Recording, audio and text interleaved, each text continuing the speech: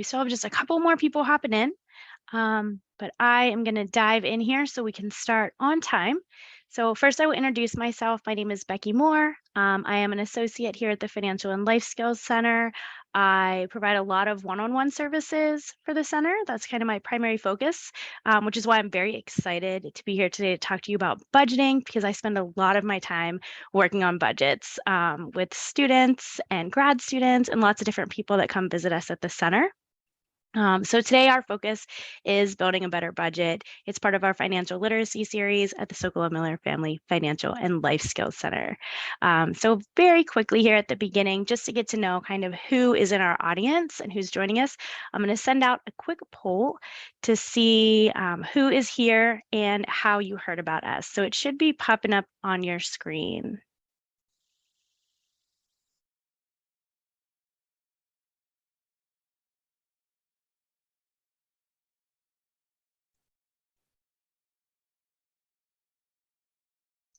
So if you want to just tell us who you are and how you found out about our webinar today, that way I can see who I'm talking to and who's joining us. I'm happy that you are here to join us. We'll just give about 10 more seconds. Looks like almost everyone has replied, so I love your participation. It looks like we're about half and half here of staff, faculty, and undergrad students. So a good mixture. Some parents, some other listed here. If you are other and you want to throw in there what you're here for.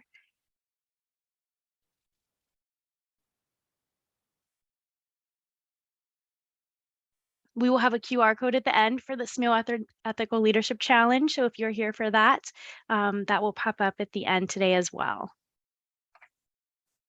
All right, so I'm ending our poll here. So we have a little variety here in our audience today. I'm really excited to see that because budgeting is going to benefit all of the people in our audience today. So students, staff, faculty, parents, whoever other might be, it is something that applies to every single person, which is really important, okay? So let's dive in to start. So first, let me get a little overview about our center. As I mentioned, we are the Sokolov-Miller Family Financial and Life Skills Center. We do offer a lot of different services to different audiences. So we have one-on-one appointments, which are primarily booked by students, grad students, and undergrad students because it goes through Starvish. We also have group presentations and webinars. So instructors, clubs, lots of different people can book with us.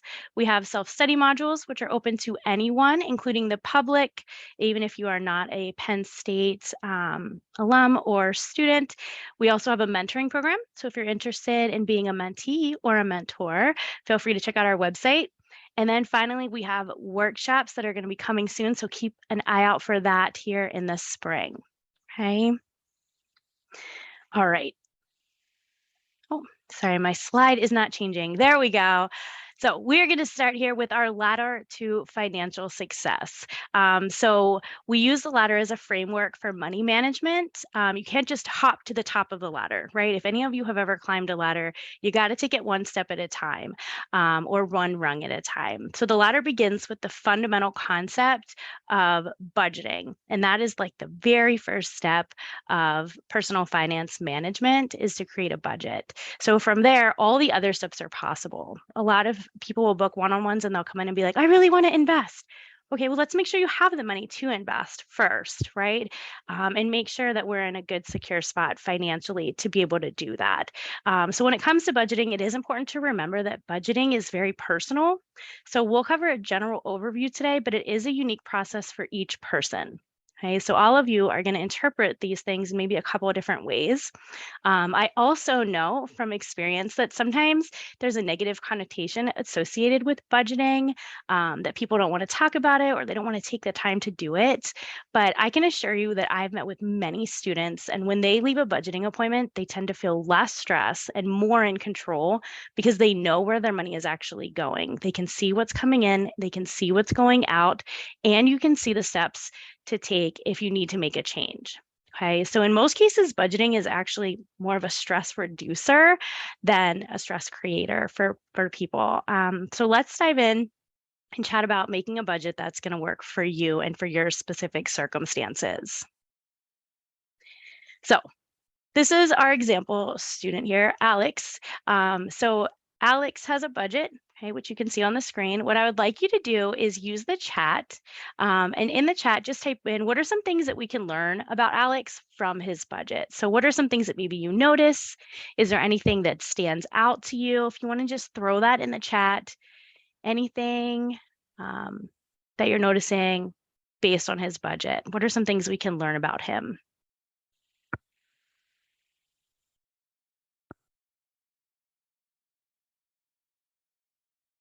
All right, so his expenses exceed his income. Okay, that's a great observation. He's not really saving a lot.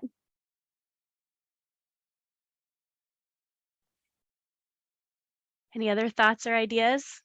We'll expand on some of these, but I want to give you all a second. If you have anything else that's maybe standing out to you.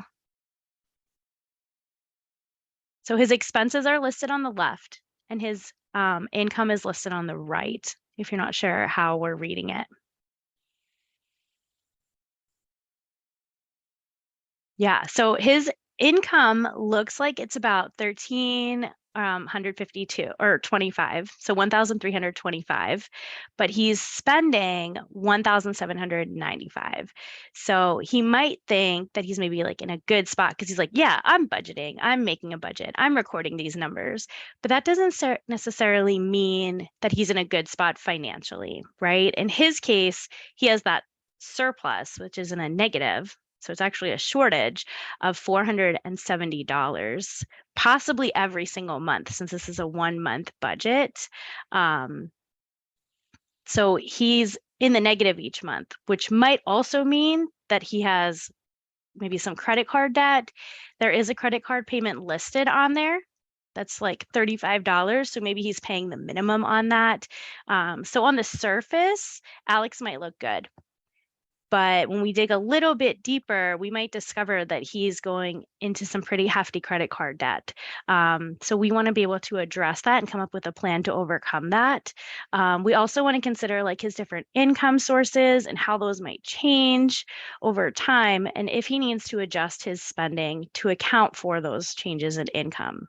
Okay, so what we talk about a lot here at the center is making sure that your budget is accurate and is it honest? Is it complete? Making sure it's not a fairy tale budget is a term that we've come up with here at the center. So avoiding a fairy tale budget means that you're not just estimating what you're putting into your budget, that every dollar is actually accounted for. So some people might think, oh, I only spent $1.50 on a soda and it's only $1.50, so I don't have to put that in my budget. However, you bought 10 sodas this month, which means you actually spent $15. So now you're missing $15 out of your budget, which could make a substantial difference. Okay, so we want to make sure every dollar is counted for. So when it comes to budgeting, there's lots of different methods to choose from. This is where that importance of it being personalized comes into play. This chart displays some of the options that you can explore depending on how you want to manage your money and how you define your priorities. It's okay to do trial and error with budgeting. Test one out. If you're like, this isn't working for me, move on to one that you like. Okay, remember, budgeting should be a stress reducer, not causing you more stress. So I'm not going to take the time to dive into all of these different ways that you can budget right now, but it's a great reminder of how unique it is to every person. So feel free to compare those methods. If you want to chat about any of them, also schedule an appointment and come in and chat with us. I'd be happy to look into them with you. Okay. So let's dive into the budgeting process. This is where we're getting into the meat of it. So budgeting is a plan that helps to keep your finances under control. There are 5 general steps to budgeting that we're going to dive into today. So you're setting your goal. We're going to find a financial tool that you like. And again, trial and error might come into play here. Identifying your income and your expenses, subtracting those expenses. So in Alex's case, when he was subtracting his expenses from his income in that example budget, he was finding that he was coming up in a negative each month. So there's some possible solutions that he could come up with to overcome that. Okay, to make sure he's ending in the positive. And that's where that adjusting your spending as needed is going to come into play for step 5. Okay, the reason that we budget is to make sure you can afford what you want to buy. Okay, my goal today is to not tell you, you can't do this, you can't buy stuff with this money, you can't use your money in this way. It's actually the opposite. My goal is to make sure you can spend your money on whatever it is that you want to spend it on and whatever is important to you. That's why we budget, so that you can achieve those goals. Okay, so when we're setting those goals, we want to think about, are they SMART goals? Okay, so for example, I could set a goal of, I want to buy a car. Okay, that's a pretty good goal, but it's also pretty general, not super specific, measurable, attainable, realistic, or timely, like a SMART goal should be. So what I could do is adjust my goal and just be like, okay, I'm going to buy a car when I graduate by saving $100 each month for the next 3 years so that I have a down payment saved when I graduate. Okay, so now my goal has suddenly become specific. It's measurable. $100 every month is the number I've set for myself. Hopefully that's attainable based on my budget. Okay, and that's where a budget comes into play, to make sure that it's attainable and make sure that that's a realistic number, setting $100 aside each month. And then I have a timely goal. So for the next 3 years, I'm going to do that so that I have a $3,600 down payment. Okay, so I'm working towards a SMART goal. It's not something that's super general. Those are really important when it comes to budgeting. Think just for a second before we go to our next slide. What are some goals that you have for yourself financially? You can feel free to throw them in the chat if you want. If it's personal, feel free to keep it to yourself. That's fine. You can have it in your head. But what are your financial goals? Like, do you want to buy a house someday? Maybe you're trying to pay off your house. Do you want to study abroad? Maybe you're a student who's entering in your first year and that's one of your goals in year 3 or something like that. What are some goals that you have for yourself? And think about, how can budgeting help you achieve those goals? Okay, because money is usually involved in most of the things that we want to do, right? If I want to go on a trip, I need money to do that. So whatever those things are, money is usually involved in a little bit of that process. So now that you have your goal in mind, that's kind of your reason for budgeting, right? That's one of your reasons. So now that we have our goal, we're going to move to step 2, which is finding a tool that's going to help you stick to your budget. There's lots of different apps that are available that you could use for budgeting. Many of them are free. There is one listed on here, You Need a Budget, is a paid app. However, if you're a college student, you can get your first year for free. So make sure you download it before you graduate so that you can get it while it's still free. We also have some great resources on our website for budgeting tools. There's a little screenshot here. This is our meal plan budget, which we have for students. It's an excellent resource. You can just like enter in, I ate 1 breakfast, I ate 1 lunch, and it's going to calculate your total for you and let you know how much you have remaining on your meal plan budget. We also have a general budgeting sheet on our website, which I use a lot, and I would be happy to go through it with anyone if you want to do that. But it's a really good resource if you're into using Excel. It has some great formulas and the math is already figured out for you. So I would encourage you to check out our website for some of those resources. But finding a tool that you like is important for budgeting because, again, less stress, right? Not more stress. So find the one that works for you. Okay, find that works best. Like I said before, if it doesn't work, scrap it, move to the next one and try a different one. Okay. So moving in to step 3. So far we have our goal. We found our budgeting tool that works. Now we're going to get really deep here into budgeting. So we need to identify our income and our expenses. The way that you need to identify your income is to look at your paycheck or your pay stub. Usually there are 2 different income amounts listed. Your gross pay, which is like the sticker price before taxes and deductions come out. And then you have your net income, which is what enters your bank account. It's your take-home pay. And this is what we should generally be using when it comes to budgeting, because that's the money that we are actually getting in our bank account. So for example, If I get a job making $10 an hour and I want to make $100 a week because I really want to buy this cool new pair of shoes. So I sign up to work 10 hours a week. So 10 times 10, I should be making $100, right? But then I get my paycheck and it's only like $73. I'm like, what? I can't buy my new shoes for $73. And this is because taxes have been deducted. Okay. So my gross pay was $100, but my net pay was only $73. This means that I need to create my budget based on that 73, or I'm never going to be able to buy those shoes. Okay. So you want to use that net income as kind of your baseline when it comes to those day-to-day expenses, and that type of budgeting. Another way to think of this too is, say you're offered a job and you were offered 60K for your new job, 60,000. Okay. You're like, sweet, I'm going to get a new apartment, but my take home isn't actually 60K. So now you're not going to be able to afford your new apartment if you based your budget on your gross income.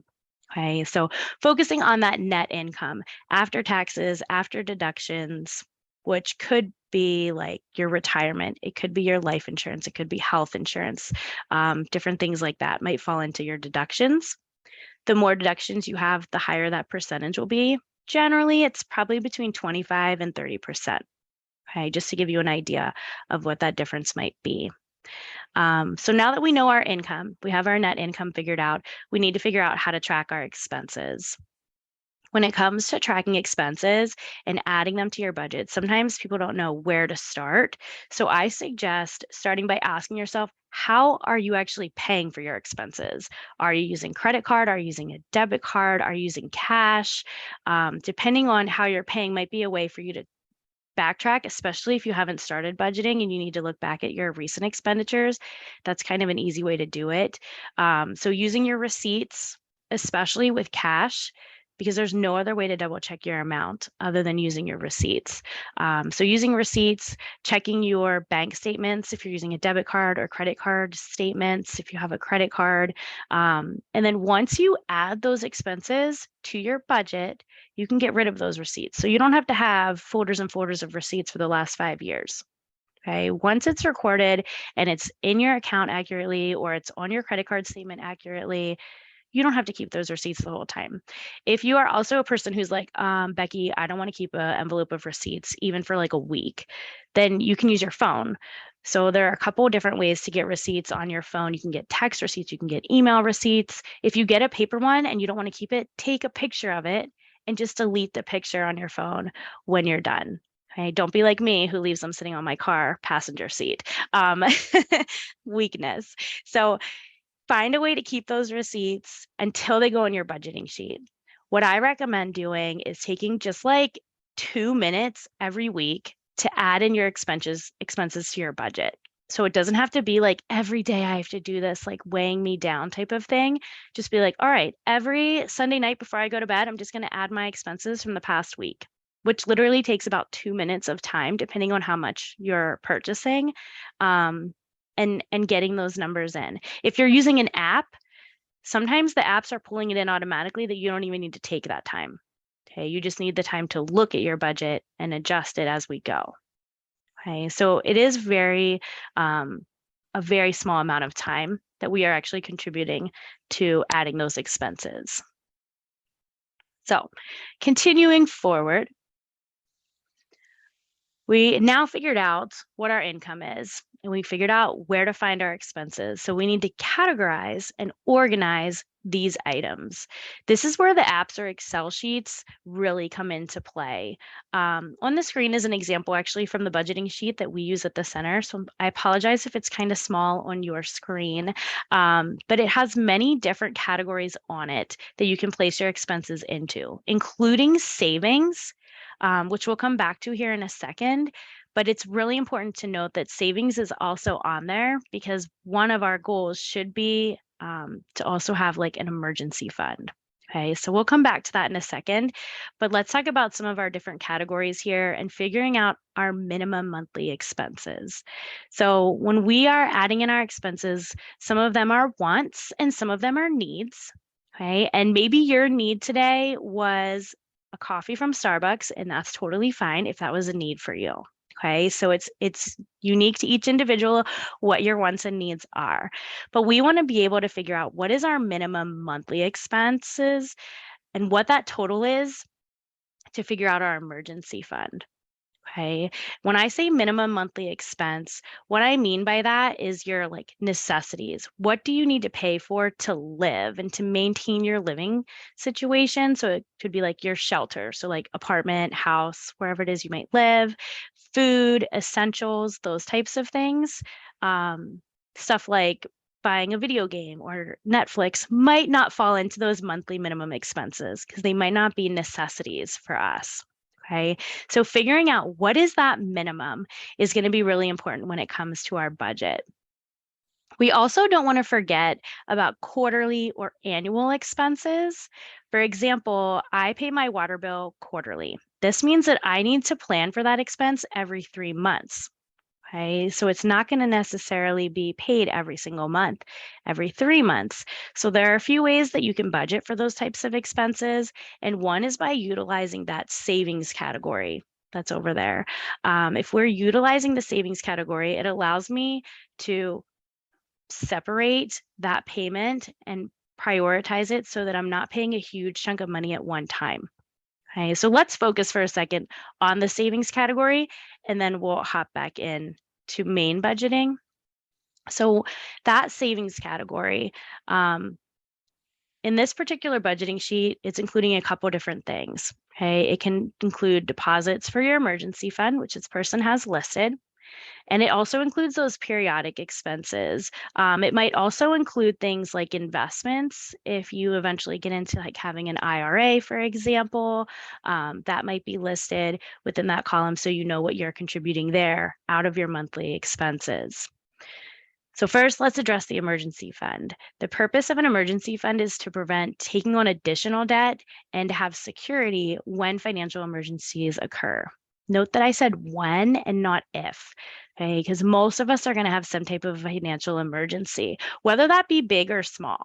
Okay, it could be I dropped my phone in the toilet. It could be I wrecked my car, or a deer hit my car, or it could be my phone charger broke. Okay, so big or small, but the goal is to have 3 months of your minimum expenses saved into that emergency fund for emergency circumstances. This is where that minimum monthly expenses I mentioned comes into play. So what do you need to live for that month times 3 is what your emergency fund should hold. Okay. When I think of this, I kind of think of it as a bucket. So if I put my little bucket here, this is my savings account. Okay. In my bucket, I have my emergency fund is the bottom cushion. It should not get any lower unless I have to pull it out for an emergency. And if that happens, then I immediately need to come with a plan after that to replenish that emergency fund. Okay. So that's kind of like the bottom layer of my bucket, my landing cushion. Everything that's above that might have a couple different purposes. So in this example, I put car insurance there because this person has car insurance on their budget. Okay, so they're putting $48 towards car insurance each month. So they have a little layer of car insurance there. Let's assume in this example that maybe this person pays their car insurance every 6 months. Okay, which is pretty common. So if you're paying your car insurance every 6 months, I'm contributing $48 every month into that little layer of my savings account. And then every 6 months, I'm just going to pull that out and pay my car insurance. Okay. Then I'm going to continue doing that every month. This prevents every 6 months having a huge hit on your budget. Okay. If I have something that's coming out every June and every December, those months I don't want to be going in the negative. So to prevent that, I'm pulling it aside, putting that little layer in my emergency fund, and then pulling it out as I need it for those expenses that are quarterly or annual. I mentioned that my water bill is quarterly, so my water bill might be another layer on my savings account that I'm saving it. And every 3 months, I'm just going to pull it out and pay it to the water company so it's not a big hit on my budget. Okay.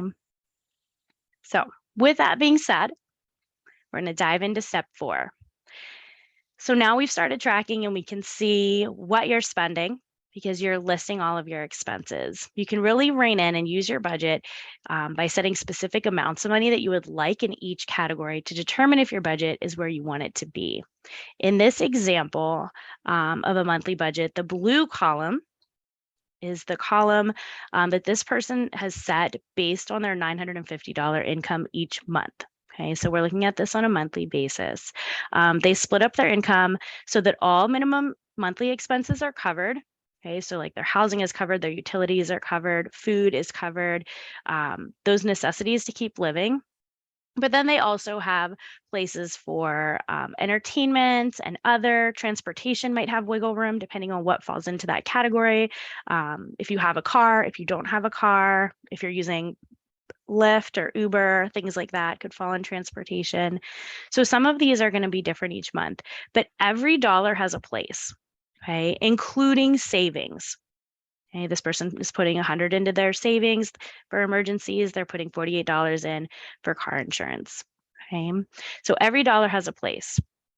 Then what they can do is see their actual expenses in the left column there where it says the spending column. So this allows them to see if they are over or underspending. For example, in this sheet specifically, which is also part of our budgeting sheet at the center, it turns green if you are underspending, meaning you have some wiggle room there, and it turns red if you go over your expenses. So if you look at the example, they went over a little bit in other this month by about $32. Their utilities, though, were under, so they're $10 in the green there. And then what it shows at the bottom is that they spent $925 of their $950. So they actually have a $25 surplus this month. And depending on whether you have a surplus or a shortage at the end of each month and what your personal goals are, will determine your next steps from here. And this is where it gets even more personal. And this is where budgeting becomes super important because you're not just tracking numbers for budgeting, but you're actually taking action with the numbers that you are recording. So let's talk about what some of those options might be, depending on if you have a shortage or a surplus. This is step number 5. Okay, so we're adjusting our spending as needed. If you are finding that when you get to the end of your budgeting and you're looking at your numbers and you have a surplus, there are a couple questions you want to ask yourself. One, is my emergency fund established? Do I have 3 months of expenses saved? If not, that needs to go into our budget. Okay, we need to make a plan. Maybe every month I'm going to put 10% into my emergency fund until I can get that 3 months saved. And I'm going to add that to my budget and list it in my expenses. Okay. Another thing we want to consider is, do you have any debts? All right. So that could be, maybe I'm paying on a car loan. Maybe I have student loans that I'm paying. Maybe I have a credit card that maybe I didn't use super wisely. So now I have some credit debt on it, or didn't realize maybe how to use that correctly. So now I have a couple of debts under my name. We want to prioritize those as best we can. There are certain ways to handle debt. So we would list, what are the debts that you have? What are the options for paying them? How can we adjust our budget to make sure all minimum expenses are at least covered? And then prioritize maybe ones with the highest interest to pay off sooner so that we can get rid of that debt. Okay, so those are some options with that. And then finally, are you saving for retirement? Okay, that might be a step 2 if we notice we have surplus after those other things are handled. And it could be something like a Roth IRA as maybe a good way to start investing for your retirement. Okay, so these are just some options and some ideas.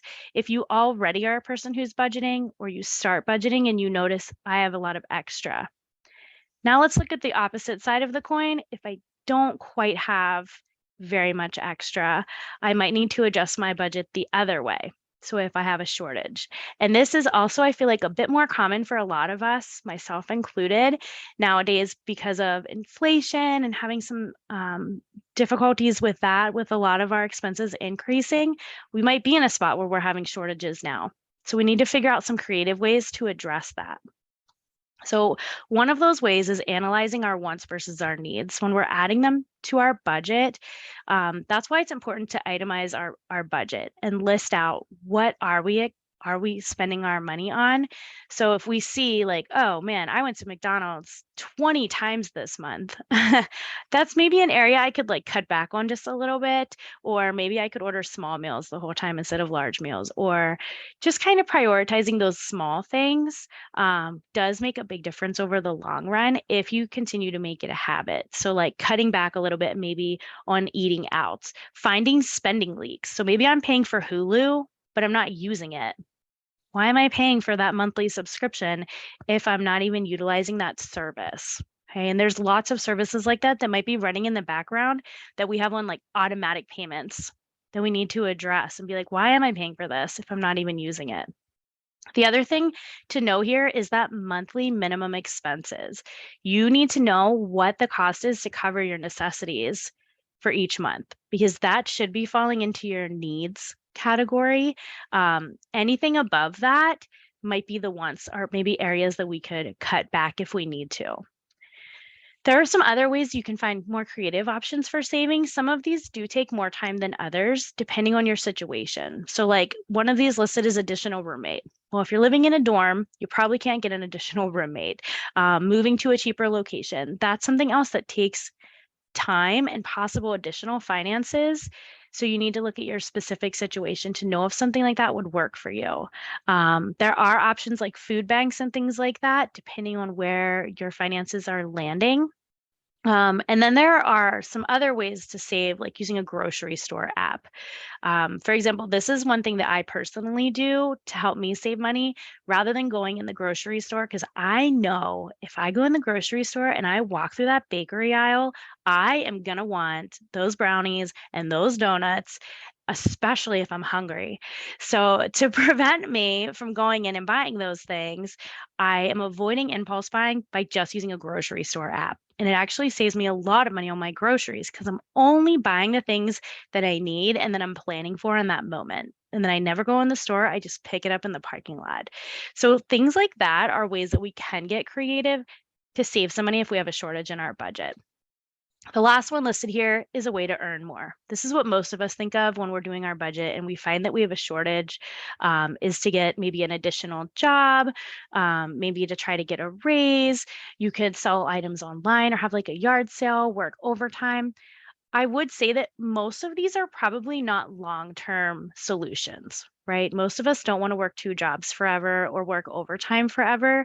Um, but if that's your circumstance, I would encourage you to schedule a one-on-one, right? And come in and chat with me or someone else who works here.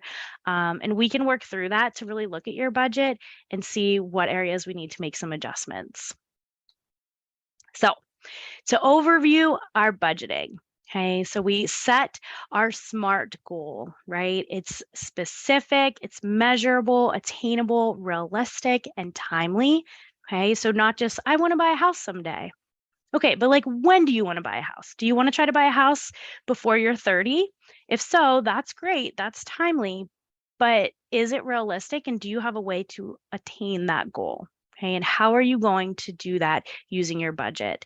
Step number 2 is finding that tool, using apps, using Excel. You could even use pencil paper. I've met with lots of people too who just have like a really cute notebook, and that is what they use for budgeting. They do all pencil paper budgeting, and that's totally fine, right? Find what works for you, find what you like. And maybe buying a really cute notebook is a way to motivate you to do budgeting. Step number 3 there is identifying your income and your expenses. Knowing that difference between gross income and net income, and then figuring out how I'm spending my money and what those expenses are going towards. Step number 4, I'm subtracting that income from my expenses. So like our Alex example at the beginning, I'm going to subtract what I've spent from what I have made this month. The goal is to spend less than you make, and to try to get your budget as close to zero as possible, including money that's going into your savings. Okay, so making sure that we are covering everything we need, and then hopefully having some money to contribute to an emergency fund if we need it, to contribute to our retirement. Okay, so we want to be planning for not only you today, but also you tomorrow and you 50 years from now. All of those versions of you are going to need financial security. Okay, and that's something we talk about at the center, and that budgeting is a way to achieve those goals of financial security and financial freedom to use the money the way that you want to use it. Step number 5 then is adjusting your spending as needed. Okay, so adjust depending if you have a surplus or if you have a shortage. How are you making your money work for you? Okay, and how are you getting what you want out of the money that you have earned? Okay, you work for that money, make it work for you. Okay.